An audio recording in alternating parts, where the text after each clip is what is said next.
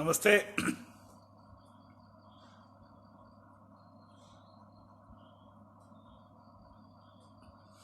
Ajith,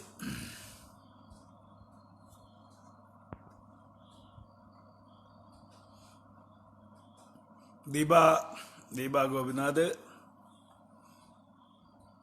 Arjun തുമ്പലത്തി, hi, നമസ്തേ നമസ്തേ നമസ്തേ നമസ്തേ. ഗിരീഷ്,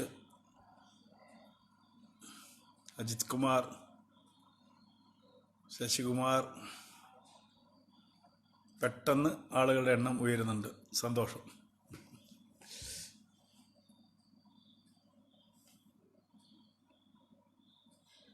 അഘോരിയിലെ എൻ്റെ പ്രിയപ്പെട്ട സുഹൃത്തുക്കൾക്കെല്ലാം നമസ്കാരം.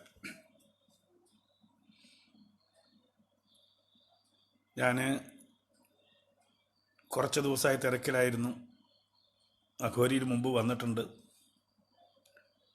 ഇപ്പോൾ വരുന്നതിൻ്റെ ഉദ്ദേശം എല്ലാവർക്കും അറിയാം. എന്താണ് സംഭവിക്കുന്നത്, എന്താണ് രാജ്യത്ത് സംഭവിച്ചുകൊണ്ടിരിക്കുന്നത്. എന്തായാലും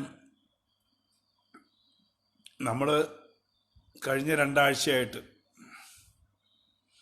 കേരളത്തിലെ ഏറ്റവും കൂടുതൽ ചർച്ച ചെയ്യപ്പെട്ട വിഷയം 1921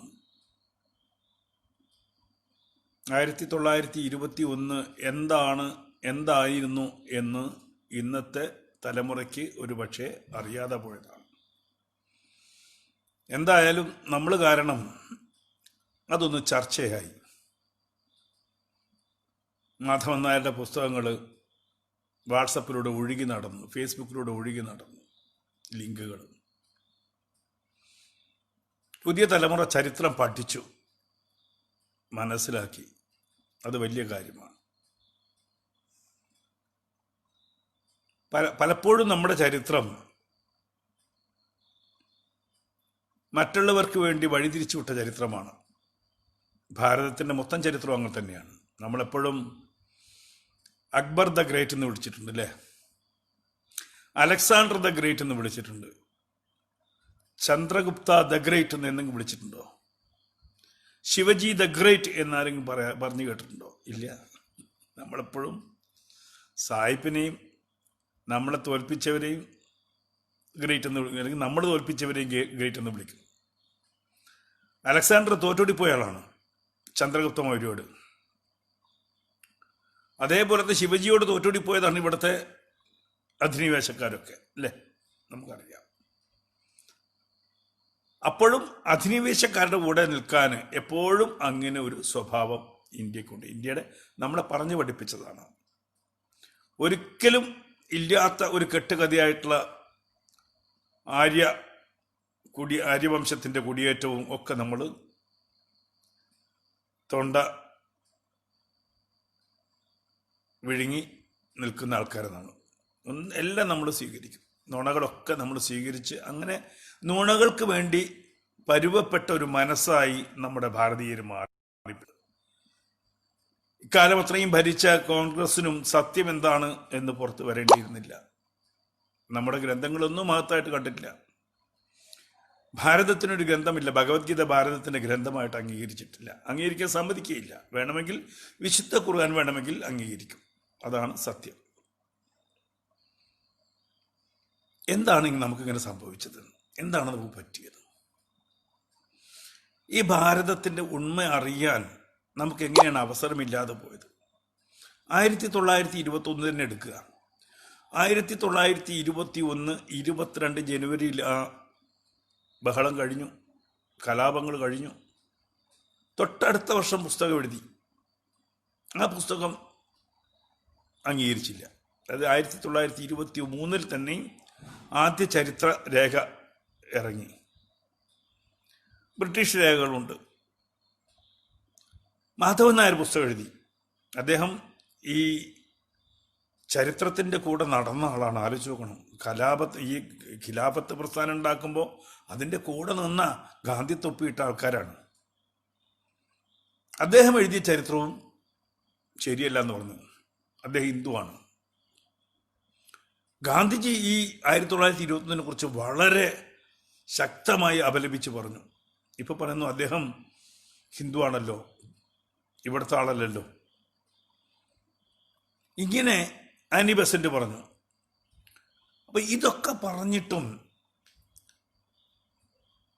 ആരായിരുന്നു വാര്യംകുന്നൻ എന്ന് എല്ലാവർക്കും അറിഞ്ഞിട്ടും അറിയാതെ, ഞാൻ ഇന്നും ചരിത്രം ഈ വാര്യംകുന്നന്റെ പേരൊന്നും ആദ്യഘട്ടത്തിൽ ബ്രിട്ടീഷ് രേഖയിൽ എവിടെയില്ല. ഇയാൾ ചാടിക്കേറി വന്നതാ. പെട്ടെന്ന് കലഹമുണ്ടായപ്പം സ്വഭാവത്ത് ചാടിക്കേറി വന്ന് രാജാവായ ആളാണ് വാര്യംകുന്നൻ. അല്ലാതെ ഈ ബ്രിട്ടീഷുകാർ പറഞ്ഞ ലിസ്റ്റിൽ 10-23 കേടികളുടെ ലിസ്റ്റൊക്കെ ഇന്ന്, അല്ലെങ്കിൽ അവർ അറസ്റ്റ് ചെയ്യാൻ പോകുന്ന നേതാക്കന്മാരുടെ ലിസ്റ്റ് ഞാൻ വായിച്ചുകൊണ്ടിരിക്കുക. അതിലൊന്നും ഇദ്ദേഹത്തിൻ്റെ പേരൊന്നുമില്ല. പിന്നീടാണ് വന്നത് ആദ്യം. അപ്പോൾ അന്ന് എന്താണ് സംഭവിച്ചത് ഇന്ന് നമുക്ക് വ്യക്തമാവും. ഇപ്പം വ്യക്തമാണെങ്കിൽ ഇനിയിപ്പോൾ ചരിത്രവും വായിക്കണ്ട. ഈ അന്ന് കൊല്ലപ്പെട്ട ആക്രമിക്കപ്പെട്ട തറവാടുകളൊക്കെ ഇന്നും ഉണ്ട് കേട്ടോ. ഒറ്റൊന്നും തകർന്നിട്ടില്ല, ഒക്കെ അവിടെ ഉണ്ട്. അവിടെ മനുഷ്യരുമുണ്ട്. അതായത് അന്ന് തലവെട്ടപ്പെട്ട കൊല ചെയ്യപ്പെട്ട ആളുകളുടെ പിൻതലമുറ, അതായത് 2ാം തലമുറ, കൂടുതലൊന്നും പോയിട്ടില്ല. പേരക്കുട്ടി, അപ്പൂപ്പനാണ് മരിച്ചു പോയത്. കുട്ടി ഇവിടെ ഉണ്ട്, അവരോട് ചോദിക്കാം. ആ കുട്ടിയുടെ അമ്മ പറഞ്ഞിട്ടുണ്ട്, അമ്മയ്ക്ക് കൃത്യമായിട്ട് അറിയാം. ഇത് എത്ര കാലത്തെ ചരിത്രമാണ്? വെറും 100 വർഷത്തെ ചരിത്രം. 50 വയസ്സുള്ള 2 തലമുറ ഒന്ന് ആലോചിച്ച് നോക്കൂ. അന്ന് 1921 20 വയസ്സുള്ള ആൾക്ക് ഇന്ന് 120 വയസ്സാവുള്ളൂ. ഇപ്പോൾ 100 വയസ്സ് വരെയൊക്കെ ജീവിച്ച ആൾക്കാരുണ്ട്, 80 വയസ്സ് വരെ. അപ്പോൾ അവർക്ക് നല്ല ഓർമ്മ ഉണ്ടാവില്ല. 20 വയസ്സുള്ള ഒരാൾക്ക് എന്തായാലും 12 വയസ്സുള്ള EMS നമ്പൂതിരിപ്പാടിനേക്കാളും കൂടുതൽ ഓർമ്മ ആർക്കുണ്ടാവണം? ഈ സംഗതിയിൽ പങ്കെടുത്ത മാധവൻ നായർക്കും കൂട്ടർക്കും ഉണ്ടാവണം. ഒരു സംശയമില്ല. EMS കോട്ടി കളിച്ചിറക്കിയിരുന്നു ആ സമയത്ത്, ഈ ആക്രമണം നടക്കുന്ന സമയത്ത്. കോട്ടി കളിച്ചിറക്കുന്നത് 12 വയസ്സുള്ളൂ. 12 വയസ്സുള്ള കുട്ടി പിന്നീട് വന്നിട്ട് ഈ 1921 ചരിത്രം മൊത്തം കാർഷിക ലഹളയായിട്ടും കാർഷിക വിപ്ലവമായിട്ടും ഒക്കെ മാറ്റി. പിന്നെ നമ്മുടെ കോൺഗ്രസ്സുകാർ പിന്നെ പറയേണ്ട കാര്യമില്ല, അത് സ്വാതന്ത്ര്യ സമരമാണ്. കംപ്ലീറ്റ് രക്തരഹിത വിപ്ലവമാണല്ലോ അവിടെ നടന്നത്. ഗാന്ധിജിയുടെ ആശയം എന്തായിരുന്നു? ആരെയും കൊല്ലാൻ പാടില്ല, അക്രമം പാടില്ല, നിരാഹാരം, ഉപ്പ് സത്യാഗ്രഹം, അല്ലേ, വിദേശ വസ്ത്രബഹിഷ്കരണം, നീതി ബഹിഷ്കരണം, ഇങ്ങനെയൊക്കെയായിരുന്നു ഗാന്ധിജി പറഞ്ഞത്. പക്ഷെ അവിടെ നടന്ന സമരം വാളും തോക്കും എടുത്തിട്ടാണ് കൊല ചെയ്യപ്പെട്ടത്. പിന്നെ ബലാത്സംഗം സ്വാതന്ത്ര്യ സമരത്തിൽ അനുവദിച്ചിട്ടുണ്ടെന്ന് എനിക്കറിയില്ല. അതൊക്കെ ഇപ്പോഴത്തെ നമ്മുടെ നേതാക്കന്മാർ മുരളീധരനൊക്കെ പറയണം. കാരണം അദ്ദേഹമാണല്ലോ ഇപ്പം വാര്യംകുന്നത്തിൻ്റെ പടത്തിൽ മാലയാർത്താനൊക്കെ നടക്കുന്ന ആൾക്കാർ.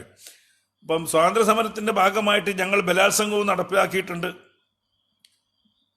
ഹിന്ദുക്കളെ പിടിച്ച് നിരത്തി നിർത്തിയിട്ട് സുന മുറിക്കുന്ന പരിപാടി നടപ്പിലാക്കിയിട്ടുണ്ട് എന്നൊക്കെ പറയുകയാണെങ്കിൽ അതൊക്കെ സ്വാതന്ത്ര്യ സമരത്തിൻ്റെ ഭാഗമാണെങ്കിൽ നേരാണ്, അത് സ്വാതന്ത്ര്യ സമരത്തിൻ്റെ ഭാഗമാണ്.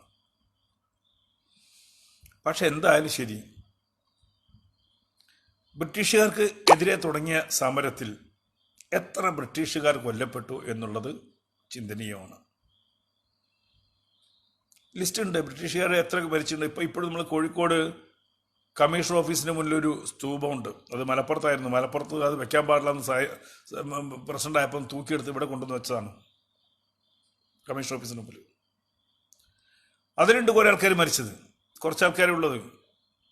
ഈ ബ്രിട്ടീഷുകാരായിട്ട് കൊല്ലപ്പെട്ട ആളുകളുടെ എണ്ണം വിരലുകൊണ്ട് എണ്ണി തീർക്കാവുന്നതാണ്. പക്ഷേ മരണപ്പെട്ട, കൊല്ലപ്പെട്ട, ബലാത്സംഗം ചെയ്യപ്പെട്ട, മതം മാറ്റപ്പെട്ട ഹൈന്ദവരുടെ എണ്ണം എണ്ണി തിട്ടപ്പെടുത്താൻ പറ്റാത്തതാണ്. അതെവിടെയാണെന്ന് അറിയില്ല ആർക്കും. ആ എണ്ണത്തിന് കണക്കില്ല, കൊട്ടക്കണക്കേ ഉള്ളൂ. ചിലർ പറഞ്ഞ് 250, ചിലർ പറഞ്ഞ് 500, ചിലർ 10,000 പേര് അന്ന് ദുരിതമനുഭവിച്ചു, കൊല്ലപ്പെട്ടു എന്നുള്ളതാണ് സത്യം. മതം മാറ്റപ്പെട്ടു എന്നുള്ളതാണ് സത്യം. അപ്പോൾ സ്വാഭാവികമായിട്ടും ഈ കൊന്നവരെയും മതം മാറ്റിയവരെയും വെള്ള പൂശിക്കൊണ്ട് ഒരു സിനിമ വരുമ്പോൾ ഒരു സാധാരണഗതിയിൽ പ്രതികരിക്കുക എന്നുള്ള കർമ്മമാണ് ഞാൻ ചെയ്തത്. അങ്ങനെയെങ്കിൽ നമുക്കും ഒരു സിനിമ എടുക്കേണ്ടി വരും കേട്ടോ എന്ന് വെറുതെ ഒരു കാഷ്വലായിട്ട് ഞാൻ എൻ്റെ ഫേസ്ബുക്കിലൊന്ന് കോറിപ്പോയതാണ്. പക്ഷെ അത് എൻ്റെ ഫേസ്ബുക്കിലെ സുഹൃത്തുക്കൾ ഏറ്റെടുത്തു. നിങ്ങളൊക്കെ ഉണ്ടാവുന്നതിൽ ഏറ്റെടുത്തിട്ട് പറഞ്ഞ് നമുക്കിത് ചെയ്യണക്ക എന്ന് പറഞ്ഞപ്പോൾ ഞാനൊരു പോസ്റ്റും കൂടി ഇട്ടു. ഈ അഭിമാനത്തിന് വേണ്ടി നിങ്ങൾ എത്ര പണം മാറ്റിവെക്കുമെന്ന്. അപ്പോൾ അതിനടിയിൽ അന്ന് 10,000 പേര് വന്നിട്ട് പറഞ്ഞു ഞങ്ങൾ 1000, 500, 1000, 10,000 അങ്ങനെയാണ് അലിക്കത് മുന്നോട്ട് വെച്ചാൽ ഇത് മുന്നോട്ട് പോകും എന്നുള്ളത് കൊണ്ട് ശരി ഞാൻ ചെയ്യാം, ഞാൻ ഏറ്റെടുത്തപ്പോൾ പിറ്റേന്ന് പത്രത്തിൽ ന്യൂസായി, വലിയ ബഹളമായി. 4 സിനിമ ഒരു പക്ഷത്തേക്കും 1 സിനിമ മറുപക്ഷത്തേക്കും. നന്നായി. അങ്ങനെയാണ് ഇത് ചർച്ചയായത്. അല്ലെങ്കിൽ ഇത് ചർച്ചയാവില്ല. വേറെ ആരും ഇതിനെക്കുറിച്ച് ഒരു അക്ഷരം വേണ്ടിയിട്ടില്ല. അപ്പം പലരും പറഞ്ഞു അലി അക്ബറെ, നമ്മുടെ ഈ ഹൈന്ദവ പക്ഷത്ത് നിൽക്കുന്ന പല ആൾക്കാരും എന്ന് പറഞ്ഞാൽ അലി അക്ബറെ ഞങ്ങൾക്ക് വേണമെങ്കിൽ 2 ഇൻകിലാബ് വിളിക്കാം, അതല്ലെങ്കിൽ ചോദ്യം ചെയ്യാം, അതിലപ്പുറം അത് 2 ദിവസം കൊണ്ട് തേഞ്ഞു മാഞ്ഞു പോകും. പക്ഷേ ഇത് നാളെയും ഈ ചോദ്യം ഉയരും, നാളെയും ഇവർ ഈ സിനിമ ഉണ്ടാക്കും. ഇന്ന് മാറിപ്പോയാൽ പോലും നാളെ ഈ സിനിമ ഉണ്ടാക്കും. അതുകൊണ്ട് സിനിമയ്ക്ക് സിനിമ തന്നെയല്ലേ മറുപടി എന്ന് ചോദിച്ചു. ഈ ചരിത്രങ്ങളൊന്ന് പറയാൻ പറ്റില്ല എന്ന് ചോദിച്ചു. പറയാൻ പറ്റും. അന്ന് മനുഷ്യരനുഭവിച്ച ദുരിതങ്ങൾ പറയാൻ വലിയ ബഡ്ജറ്റൊന്നും വേണ്ട. ബഡ്ജറ്റൊന്നും വേണ്ട മനുഷ്യരുടെ ദുരിതങ്ങൾ പറയാൻ. ആകാശത്തു കൂടി പറന്നു വന്ന് വാളുകൊണ്ട് വീശി ബ്രിട്ടീഷുകാരെ കൊല്ലുന്ന നായകനൊന്നും ഇതിലില്ല. ഒളിച്ചോടിപ്പോയി കാട്ടിൽ പതുങ്ങിയിരുന്ന ആൾക്കാർ അതിലുള്ളത്. ഇതിൽ പവർഫുള്ളായിട്ട് നിൽക്കുന്നത് ഒരു വശത്ത് പട്ടാളക്കാരാണ്. അത് അവസാന ഘട്ടത്തിലാണ് വന്നത്. ഈ പറയുന്ന കലാപം നടക്കുമ്പം സത്യം പറഞ്ഞ പോലീസുകാർ ഓടുകയാണ് ചെയ്തത്. എത്രണ്ണത്തിനെ കൊന്നു? ആദ്യഘട്ടത്തിൽ ഫസ്റ്റ് ഡേ തന്നെ 3 കൊന്നു. 2 ബ്രിട്ടീഷുകാരും 1 മുസൽമാനാണ് മൊയ്തീനുമാണ് കൊല്ലപ്പെട്ടത്. ഇത് കൊല്ലപ്പെട്ട് കഴിഞ്ഞ് പിന്നീട് ആകെ 50 or 100 പട്ടാളക്കാരേ ഉള്ളൂ, പോലീസുകാരേ ഉള്ളൂ എന്ന്. ഈ കലാപം തുടങ്ങിയപ്പം പിറ്റേന്ന് ബസ്, പട്ടാള ട്രക്ക് ഒക്കെ പിടിച്ചെടുത്തു. അതിൽ ആയുധങ്ങൾ വരെ പിടിച്ചെടുത്തു. തിരിച്ച് ഒന്ന് അടിക്കാൻ പോലും പവറില്ലാതെ അന്നത്തെ പോലീസുകാരും ബ്രിട്ടീഷുകാരും ഓടിപ്പോവുക ചെയ്തു. മലപ്പുറത്ത് അന്ന് ചീഫായിട്ടുള്ള ഒരു മലയാളി പോലീസ് ഓഫീസർ സ്ഥലം വിട്ട് മദ്രാസിലേക്ക് പോവുക ചെയ്തത്. ആരും ഉണ്ടായിരുന്നില്ല. അപ്പം ഈ ബ്രിട്ടീഷുകാരെ എതിർക്കാൻ തുടങ്ങി ബ്രിട്ടീഷുകാരുണ്ടായിരുന്നില്ല. വളരെ പതുക്കെയാണ് പിന്നീട് ബറ്റാലിയൻ വന്നത്. ആദ്യം തന്നെ ലഹളക്കാർ ചെയ്തത് റെയിൽവേ ട്രാക്കുകൾ തർക്കിയെന്നു. അത് ശരിയാക്കി മാസങ്ങൾ കൊണ്ടാണ് യഥാർത്ഥത്തിൽ ഈ ബ്രിട്ടീഷ് പട്ടാളം ശക്തമായി തിരിച്ചെടുക്കാനെത്തിയത്. ആ 4-5 മാസം ആശ്രയമില്ലാതെ ഹിന്ദു നെട്ടോട്ടം ഓടുകയായിരുന്നു എന്നുള്ളതാണ് പരമാർത്ഥം. നെട്ടോട്ട് ഓടുകയായിരുന്നു. അമ്മമാര് വീട്ടിൽ ഉറങ്ങിയിട്ടില്ല, കാട്ടിലും മേട്ടിലും പോയി കുഞ്ഞിനെ കാട്ടിൽ കിടന്ന് പ്രസവിച്ചു. 9 മാസം പ്രായമുള്ള സ്ത്രീയുടെ വയറിലൂടെ. ഇപ്പൊ ഇവര് അങ്ങ് ഗുജറാത്തിലേക്ക് നോക്കൂ, ഭ്രൂണഹത്യ എന്നൊക്കെ പറയുന്ന ആൾക്കാർക്ക് ഇതൊന്നും ഓർമ്മല്ല, മറന്നുപോയി. 9 മാസം നിറഗർഭിണിയായുടെ വയറിന്റെ മുകളിലൂടെ വാള് വീശിയിട്ട് അമ്മയുടെ വയറും കുഞ്ഞും കീറി പുറത്തേക്ക് വന്നിട്ടുണ്ട്. ഞാൻ പറയുന്നല്ല, ചരിത്രത്തിൽ രേഖപ്പെടുത്തിയതാണ്. അപ്പൊ അത്തരങ്ങൾ സംഭവം ഉണ്ടായിട്ട് അതിനെയൊക്കെ ന്യായീകരിച്ചുകൊണ്ട് അവരൊക്കെ ബ്രിട്ടീഷ് ഒറ്റുകാരായിരുന്നു എന്ന് പറഞ്ഞുകൊണ്ട് അവരെ കൊല്ലാൻ ഞങ്ങൾക്ക് അവകാശം ഉണ്ടായിരുന്നു, ബലാത്സംഗം ചെയ്യാൻ ഞങ്ങൾക്ക് അവകാശം ഉണ്ടായിരുന്നു എന്നൊരു തരത്തിലേക്കാണ് കാലത്തിൻ്റെ പോക്ക്. അത് ശരിയല്ല. അന്ന് ഹൈന്ദവ കുടുംബങ്ങൾ അനുഭവിച്ചു എന്ന് തന്നെ പറയണം. അത് പറയാൻ നാവില്ലാതെ പോകുന്നു, ധൈര്യമില്ലാതെ പോകുന്നു. വല്ലാത്ത കഷ്ടമാണത്. അപ്പം അത് പറയുക എന്നൊരു ഉദ്ദേശത്തിലാണ് ഞാൻ ഇറങ്ങിയത്. സത്യത്തിൽ 2 പ്രാവശ്യം ഞാൻ ആലോചിച്ചാൽ ഇറങ്ങൂലായിരുന്നു. കാരണം എനിക്ക് ഇവിടുത്തെ നിങ്ങളുടെ കാര്യം അറിയാലോ. ഇപ്പോൾ ഞാൻ മറ്റൊരു പക്ഷത്താണ് സിനിമയ്ക്ക് വേണ്ടി ഫണ്ട് സ്വീകരിച്ചതെങ്കിൽ 3-ാമത്തെ ദിവസം എനിക്ക് വരേണ്ടി വരില്ലായിരുന്നു. 2 ദിവസം കൊണ്ട് ഫണ്ട് നിറയുമായിരുന്നു. ഇവിടെ അങ്ങനെയല്ല. ഇന്നും ചിതറിക്കിടക്കുകയാണ് ഈ സമൂഹം. ഒരു പാതയിലേക്ക് എത്തിയിട്ടില്ല ഹൈന്ദവ സമൂഹം. എന്താണ് ഇതെനിക്ക് പറയേണ്ടത്? പലരും പറഞ്ഞിട്ട് എന്തിനാപ്പം ഇതൊക്കെ ചെയ്യുന്നത്, കുത്തിപ്പൊക്കിട്ട് എന്താ കാര്യം? ഇനി ഞാൻ അനുഭവിച്ചോളാം. ഇനി അടുത്തൊരു ലഹള ഉണ്ടായാലും ഞാൻ കഴുത്ത് നീട്ടി കൊടുക്കാം എന്ന് പറയുന്നതാണോ ശരി? നിങ്ങൾ ചോദിക്കുക, ചിന്തിക്കുക. ഒരു കലാപം ഇനി ഉണ്ടാവാൻ പാടില്ല. നമ്മൾ അനുഭവിക്കാനുള്ളതൊക്കെ അനുഭവിച്ചു. നമ്മുടെ രാജ്യം പകുത്ത് മാറ്റിക്കൊണ്ടുപോയി, ഹൃദയം കീറിക്കൊണ്ടുപോയി. നമ്മുടെ രാജ്യത്തിൻ്റെ ആയിരക്കണക്കിന് ഏക്കറുകൾ ചൈന കൊണ്ടുപോയി. അപ്പോഴും മിണ്ടാതിരുന്നു.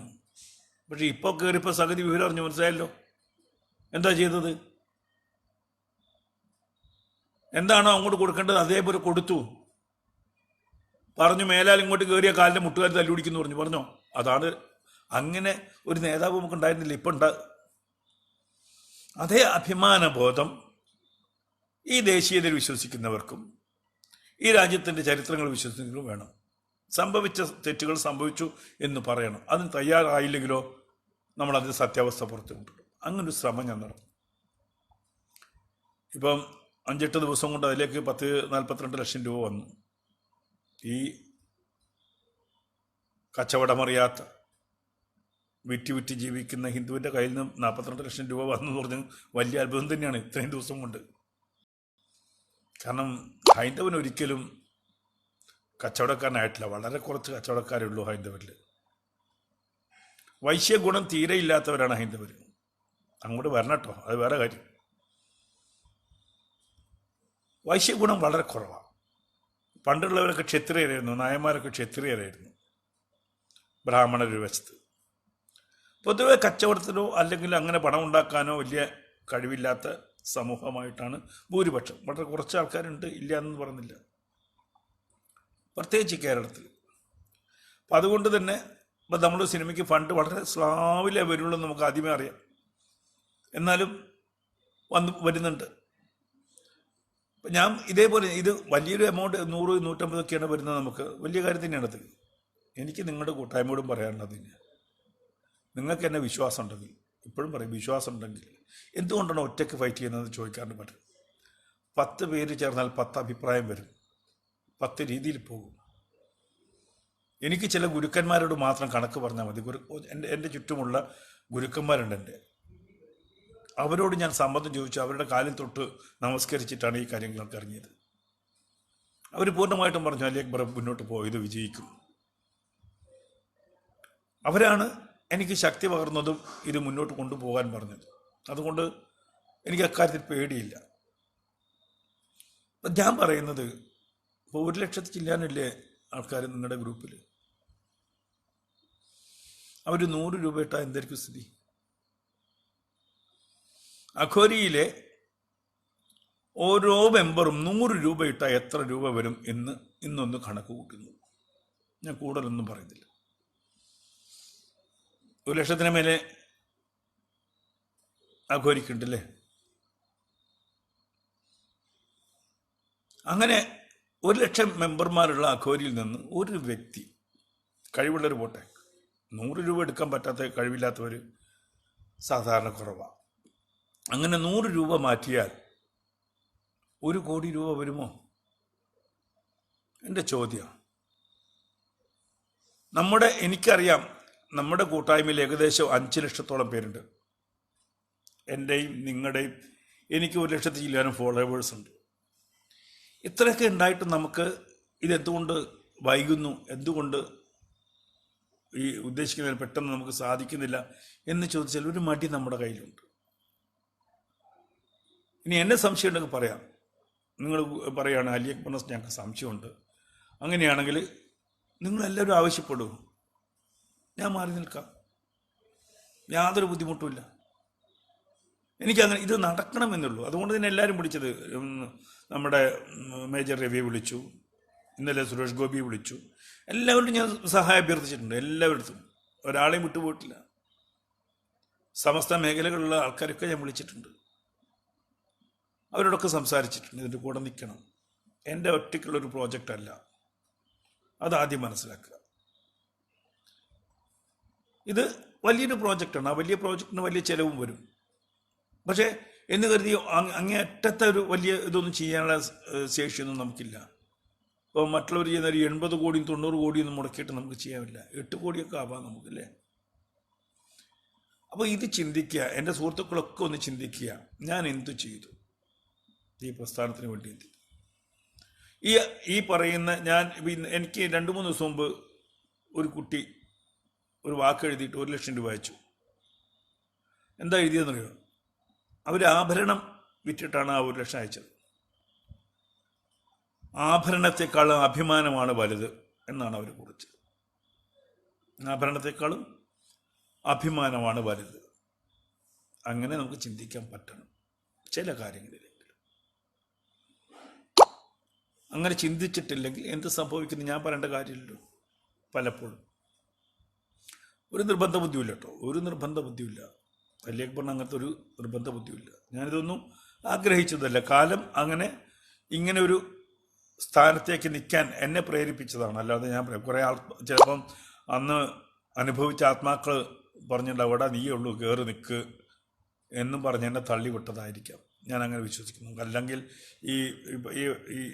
ഇപ്പോഴത്തെ സമയത്ത് ഇങ്ങനെ ഒരു കാര്യത്തിലൊന്നും എടുത്തു ചാടാനുള്ള ചങ്കൂറ്റൊന്നും ഉണ്ടായിരുന്നില്ല. പക്ഷേ എന്താണെന്നറിയില്ല, ആ നിമിഷത്തിൽ ഇതൊക്കെ കേട്ടപ്പോൾ എടുത്തു ചാടാനുള്ള ചങ്കൂറ്റം തന്നത് ഈ ആത്മാക്കളായിരിക്കും. ഞാൻ അവരോട് നന്ദി പറയുന്നുണ്ട്. ഇങ്ങനൊരു കൂട്ടായ്മ ഉണ്ടായാലും ഇത്രയൊക്കെ വന്നല്ലോ ഒന്നത്.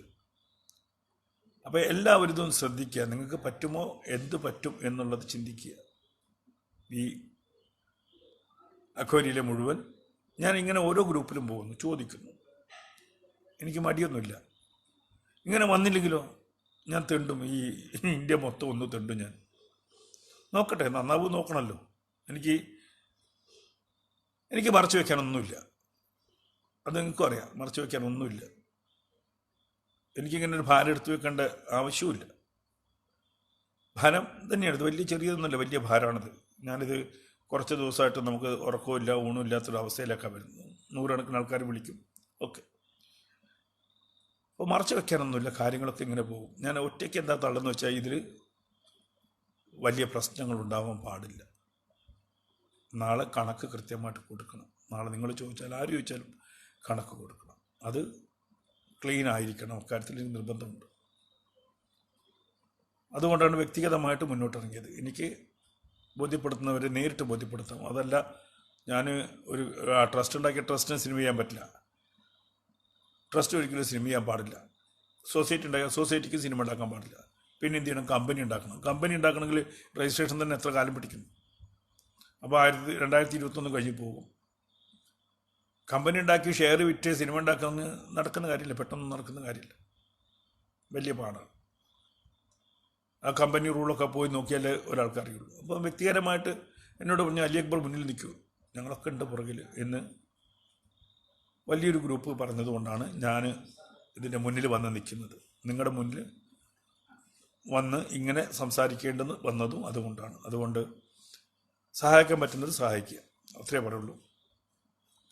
പിന്നെ മറ്റൊന്ന്, ഒരു ഗ്രൂപ്പ് ഞാൻ ഉണ്ടാക്കിയിട്ടില്ല. ഇതിൻ്റെ പേരിൽ ഒരു ഗ്രൂപ്പില്ല, വേറെ ഒന്നുമില്ല. നമ്മളിങ്ങനെ സംസാരിക്കുന്നത്, ഇങ്ങനെ ഞാൻ ലോകത്തിൻ്റെ അമേരിക്കയിൽ സംസാരിച്ചു, നാളെ ഞാൻ ആസ്ട്രേലിയയിൽ സംസാരിക്കാൻ പോകുന്നു. ലോകത്തിൻ്റെ എല്ലാ കോണിലുള്ള ആളുകളോടും, അത് ജാതി മതഭേദമന്യേ. അമേരിക്കയിലൊക്കെ നിന്നത് മുഴുവൻ ക്രിസ്ത്യൻസാണ്. ഇതിന് മുന്നിൽ നിന്നത് ആസ്ട്രേലിയയിൽ നിൽക്കുന്നത് ക്രിസ്ത്യൻസാണ്. എല്ലാ മതങ്ങളും ഉണ്ട്, എല്ലാ ഭാഗത്തുനിന്നും പണം വരുന്നുണ്ട്. ഇത് ഹിന്ദുവിൻ്റെ പ്രശ്നമായിട്ടൊന്നും ഹിന്ദുത്വ അജണ്ട അതൊന്നും പറയണ്ട. എൻ്റെ അക്കൗണ്ട് നോക്കിയാൽ അറിയാം ഇതിൻ്റെ അജണ്ട എന്താണ്. ഇത് ദേശീയതയുടെ അജണ്ടയാണ്, ആ ദേശീയതയുടെ ഭാഗമായിട്ട് നടക്കുന്ന. അപ്പോൾ അതുകൊണ്ട് അത്തരത്തിലുള്ളതല്ല. ഇത് ഏകമുഖമായി പോകുന്നതിന് ഇതിൻ്റെ ട്രാൻസ്പെറൻസിക്ക് വേണ്ടിയിട്ടാണ്. ഇതിന് ഗ്രൂപ്പ് ഉണ്ടാക്കി പല ആളുകളെയും ഇത് ഏൽപ്പിച്ചു കഴിഞ്ഞാലുണ്ടാവുന്ന ബുദ്ധിമുട്ടുകൾ എന്താണെന്ന് എനിക്കറിയാം. അത് പറ്റാത്തത് കൊണ്ടാണ് ഏകമുഖമായിട്ട് ഇങ്ങനെ നേരിട്ട് വന്ന് സംസാരിക്കുന്നത്. മറ്റതെനിക്ക് പലരെയും ബോധ്യപ്പെടുത്തേണ്ടി വരും. പല അക്കൗണ്ടിലേക്കും പണം വന്നു കഴിഞ്ഞാൽ അതിന് ഒരു ബുദ്ധിമുട്ടുണ്ടാകും. അതുകൊണ്ട് ഒരൊറ്റ അക്കൗണ്ട്, അത് എൻ്റെ നാവുകൊണ്ട് പറയുന്ന അക്കൗണ്ട്, അത് മാത്രമേ ഉള്ളൂ. അതുകൊണ്ടാണ് നേരിട്ട് നിങ്ങളൊക്കെ അടുത്ത് വന്നത്. എല്ലാവരും സഹകരിക്കണം. നമ്മൾ 3-4 കൊല്ലമായി ഞാൻ ഈ സനാതന ധർമ്മത്തിന് വേണ്ടിയിട്ട് ഫേസ്ബുക്കിൽ സ്ഥിരമായിട്ട് വരുന്നു. ആരുടെ ഞാനൊരു പണവും വാങ്ങിച്ചിട്ടില്ല. പലപ്പോഴും കുട്ടികൾ പറഞ്ഞിട്ടുണ്ട്, ഒരു ട്രസ്റ്റ് ഉണ്ടാക്കണം സാർ, നമുക്ക് പല കാര്യങ്ങളും ചെയ്യാനുണ്ട്.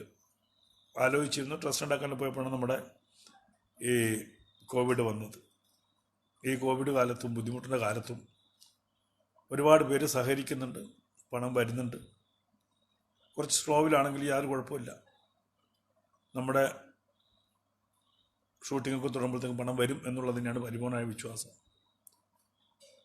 അപ്പോൾ ഇനി ഞാൻ ഈ കാര്യം പറഞ്ഞ് ഇവിടെ വരണ്ടല്ലോ.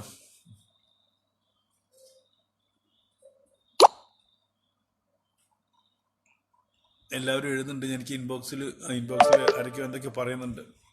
ഓക്കെ, ദീർഘിപ്പിക്കുന്നില്ല. എല്ലാവരും പരമാവധി ഇതിൻ്റെ ഒരു പ്രചാരകരായിട്ട് മാറുക. ഓരോരുത്തരും, ഒരുപാട് വൃദ്ധർ, എക്സ് മിലിറ്ററിക്കാർ, ഡോക്ടേഴ്സ്, അമ്മമാർ ഒക്കെ എന്നെ വിളിച്ചു. അവരാൽ കഴിയുന്ന പണമൊക്കെ അയച്ചു, ഇപ്പോഴും അയച്ചുകൊണ്ടിരിക്കും. ഇന്നും വിളിച്ചു. 70 വയസ്സുള്ളവർ, 75 വയസ്സുള്ളവർ, അവരൊക്കെ സ്പിരിറ്റ് കാണുമ്പോഴാണ് ഇത് മുന്നോട്ട് കൊണ്ടുപോകാൻ തോന്നുന്നത്. ചെറുപ്പക്കാരൊന്നുമല്ല, നല്ല പ്രായമുള്ള ആൾക്കാർ. ഇന്നലെ ഒരാൾ വിളിച്ചിട്ട് 1300 രൂപ ആകെ കൂടി അയാൾക്ക് വരുമാനമുള്ളത്. അത് നമ്മുടെ പെൻഷൻ കിട്ടുന്ന വാർദ്ധക്യ പെൻഷൻ വാങ്ങുന്ന അയാൾ അതിൽ 1000 രൂപ മാറ്റി വെച്ചു എനിക്ക് വേണ്ടിയിട്ട്. ഞാൻ വേണ്ട എന്ന് പറഞ്ഞു. സാർ അത് വേണ്ട. അല്ല, അതെൻ്റെ എനിക്കും ഇല്ല ഒരു കടമയോടോ, അത് ഞാൻ തരും, ഇയാൾ ഇനി സമ്മതിച്ചിട്ടെങ്കിൽ ഞാൻ അയക്കും എന്ന് പറഞ്ഞു. അങ്ങനെ ആൾക്കാരുണ്ട്. എല്ലാവരും കൂടെ ഉണ്ടാവണം. അഘോരിയുടെ എല്ലാ സുഹൃത്തുക്കളും കൂടെ ഉണ്ടാവണം. എനിക്കിങ്ങനെ വന്ന് പറയാനല്ലാതെ വേറെ ഒന്നും അറിയില്ല. അതുകൊണ്ടാണ് നേരെ പോയെന്ന് പറയുന്നത്. ഈ ഒരു സംരംഭത്തോട് നമുക്ക് രജിസ്ട്രേഷൻ ആയിട്ടില്ല. കാരണം ഫിലിം ചേംബർ ഓഫ് കൊമേഴ്സ് അവധിയിലാണ്. ആഗസ്റ്റിലെ രജിസ്ട്രേഷൻ ആവുള്ളൂ. രജിസ്ട്രേഷനായിട്ട് ടൈറ്റിലും കാര്യങ്ങളും നമുക്ക് പറയാൻ പറ്റുള്ളൂ. സബ്ജക്റ്റിലേക്ക് കടന്നിട്ടുള്ളൂ. ഒരുപാട് വായിച്ച് തീർക്കാനുണ്ട്. വായിച്ച് തീർത്തിട്ട് ഒരു ഓർഡർ ആക്കാനുണ്ട്. എന്തൊക്കെ പറയണം എന്നുള്ളത് നിശ്ചയിച്ചു കഴിഞ്ഞാൽ ഒരു മാസത്തിനകം സ്ക്രിപ്റ്റിൻ്റെ ജോലികൾ തുടങ്ങും. ഇപ്പം ഞാനതിൻ്റെ പണി നടന്നുകൊണ്ടിരിക്കുന്നു. ഞാൻ ചരിത്രത്തിൻ്റെ ഓരോ ഭാഗവും കുറിച്ച് ഏതൊക്കെ എന്നുള്ളത് ബ്രിട്ടീഷ് രേഖയും മറ്റ് ചരിത്ര പുസ്തകങ്ങളും വായിച്ച് രേഖപ്പെടുത്തി വയ്ക്കുന്നുണ്ട്. അതൊക്കെ കൃത്യമായിട്ട് നടക്കുന്നുണ്ട്. മറ്റു കാര്യങ്ങൾ നിങ്ങൾ ഏറ്റെടുക്കുക. നിങ്ങൾ തന്നെയാണ് ഇതിൻ്റെ പരസ്യം ഉണ്ടാക്കുന്നത്. നിങ്ങൾ തന്നെയാണ് ഇതിനു വേണ്ടി നിർമ്മാതാക്കൾ. ഞാനൊരു നിമിത്തം മാത്രമാണ്, ഒരു കാരണം മാത്രമേ ഉള്ളൂ. അങ്ങനെ ഭഗവാൻ ചില സമയത്ത് നമ്മളെ എന്തെങ്കിലുമൊക്കെ കാര്യത്തിന് വേണ്ടി ഒരു കാരണമായി നിൽക്കാൻ പറയും. ധാരാളം ഭീഷണിയുണ്ട്. ഇന്ന് വരെ കാണാത്ത ഒരു ഐക്യമാണ് ഇക്കാര്യത്തിൽ സമൂഹത്തിനുണ്ടായിട്ടുള്ളത്. അതുകൊണ്ട് തന്നെ അവർ ദിവസവും വന്ന് നമ്മുടെ അക്കൗണ്ടിൻ്റെ അടിയിൽ നോക്കും. കുറവാണല്ലോ എന്നൊക്കെ പറയും. പക്ഷെ അതൊന്നും നമുക്ക് പ്രശ്നമില്ല. പക്ഷേ നമ്മുടെ ശത്രുക്കൾ ഭയന്നിട്ടുണ്ട്. ഇങ്ങനെ ആളുകൾ ഒരുമിക്കുമോ എന്നുള്ളൊരു ചോദ്യത്തിന് ഉത്തരം വന്നിട്ടുണ്ട്. ഒരുമിച്ച് തുടങ്ങിയിരിക്കുന്നു, ഉണർന്നു തുടങ്ങിയിരിക്കുന്നു. ഉത്തിഷ്ഠത, ജാഗ്രത എന്ന് വിളിച്ചാൽ പിന്നെയും പുതപ്പ് മൂടി കിടക്കുന്ന ആൾക്കാർ ഉത്തിഷ്ഠത എന്ന് പറയുമ്പം തല ഉയർത്തി നോക്കുന്നു എന്നുള്ളതാണ് ഇപ്പോഴത്തെ പ്രത്യേകത. എന്തായാലും സന്തോഷമുണ്ട്. നിങ്ങളെ കാണേണ്ട ആവശ്യമില്ല. കാരണം നിങ്ങളാണ് പ്രചാരകർ.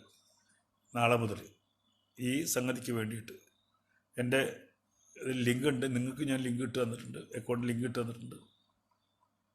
അത് പലരും ഇങ്ങനെ ചോദ്യം വരും, എന്താ ഇത് അലി അക്ബറിൻ്റെ പേരിൽ വിശ്വാസം ഇട്ടാൽ മതി അല്ലേ? നമ്മൾ പരസ്പരമുള്ള വിശ്വാസം ഉണ്ടെങ്കിൽ ഇട്ടാൽ മതി, അല്ലെങ്കിൽ പിന്നെ അത് വേണ്ട. എനിക്കിപ്പം ഞാൻ എന്താണ് എങ്ങനെയാണ് എന്നുള്ളത് കൃത്യമായിട്ട് അറിയുന്ന ഒരു സൗഹൃദ സമൂഹം എൻ്റെ മുമ്പിലിരിക്കുമ്പോൾ എനിക്ക് അത്രേ പറയാനുള്ളൂ. ഇനി അതല്ല, ഞാൻ വേറെ രീതിയിൽ ഒരു അക്കൗണ്ട് ഉണ്ടാക്കുന്നത് ഞാൻ തന്നെയല്ലേ. ഏതിൻ്റെ പേരിലുണ്ടാക്കിയാലും ഞാനും എൻ്റെ ഭാര്യയും മക്കളും കൂട്ടി ജോയിൻ്റ് അക്കൗണ്ട് ഉണ്ടാക്കി. എന്നാലോ ഇപ്പം സംഭവിക്കുന്ന അങ്ങനെയല്ലേ? അതൊന്നുമില്ല. നേരെ പോ. ഇതാണ്. പിന്നെ സംശയമൊന്നും വേണ്ട. എപ്പോൾ വേണമെങ്കിലും ആർക്ക് വേണമെങ്കിലും ആധികാരികമായിട്ട് ഒരാൾക്ക് വേണമെങ്കിൽ പണം തന്ന ഒരാൾ വന്നിട്ട് പറയാം, സാറേ കണക്ക് കാണണം എന്ന് പറഞ്ഞാൽ എൻ്റെ വീട്ടിലോട്ട് വന്നാൽ മതി, പാസ്ബുക്ക് ഇവിടെ ഉണ്ട്, കാണിച്ചു തരാം. എല്ലാം ഓഡിറ്റ് ചെയ്യപ്പെടും. ഓഡിറ്റ് ചെയ്യാത്തൊരു കാര്യം അതിലുണ്ടാവില്ല. അത്രേ പറയാനുള്ളൂ. ഒരിക്കൽ കൂടി നമ്മുടെ മൺമറഞ്ഞു പോയ, അനുഭവിച്ചു പോയ ആ ആത്മാക്കൾക്ക് വേണ്ടി ഒരു അഭ്യർത്ഥന കൂടെ ഉണ്ട്. എല്ലാവരും അത് പറയുന്നുണ്ട്. കർക്കിടക വാവ് വരികയാണ്. അന്ന് ഇല്ലാതെ പോയ ആ കിണറ്റിലേക്ക് തലയെരിഞ്ഞ് വീഴ്ത്തിയ, പുഴയിൽ ഒഴുകിപ്പോയ ജഡങ്ങളുടെ ജഡങ്ങൾ പോലും കിട്ടിയിട്ടില്ല, പലതും അഴുകിപ്പോവുകയോ ചെയ്തു. അപ്പോൾ അവരുടെ ആത്മാക്കൾക്കൊന്നും ശാന്തി കിട്ടിയിട്ടില്ല. അതുകൊണ്ട് നിങ്ങളേതായാലും എല്ലാ വാവിനും ബലിയിടുന്ന ആൾക്കാരാണ്. ഇപ്രാവശ്യം അവർക്ക് കൂടി ചേർത്ത് ബലിയിടുക. വീട്ടിൽ തന്നെ ബലിയിടാം, പുഴയിൽ പോകണമെന്നില്ല. വീട്ടിൽ തന്നെ ബലിയിട്ടുകൊണ്ട് അവർക്ക് ഇപ്രാവശ്യത്തെ ബലിയിടുമ്പം 1921 ശിരസറ്റ് പോയ ആ നമ്മുടെ പൂർവികർക്കും വേണ്ടിയിട്ട് ബലിയിടുക. അങ്ങനെ നമുക്ക് 100 വർഷം തികയുമ്പോൾ ഈ അലഞ്ഞു നടക്കുന്ന ആത്മാക്കൾക്ക് വേണ്ടി എന്തെങ്കിലും ചെയ്തു എന്നുള്ള ഒരു ചിന്ത വരും. ഞാൻ ഒരിക്കൽ കൂടി പറയുന്നു, നിങ്ങളുടെ കൂട്ടായ്മയുടെ അംഗങ്ങളുടെ എണ്ണം എടുത്തിട്ട് അതിനെ 100 കൊണ്ടൊന്ന് ഗുണിച്ചു നോക്കൂ.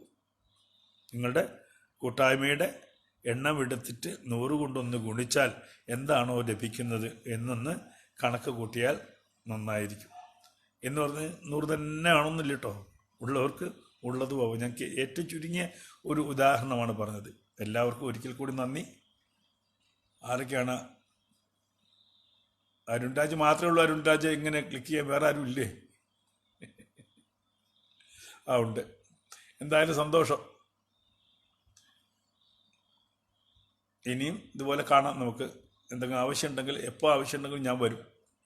അമ്പലമുക്ക് അനീഷ്, അമ്പലമുക്ക് അനുരാജ്.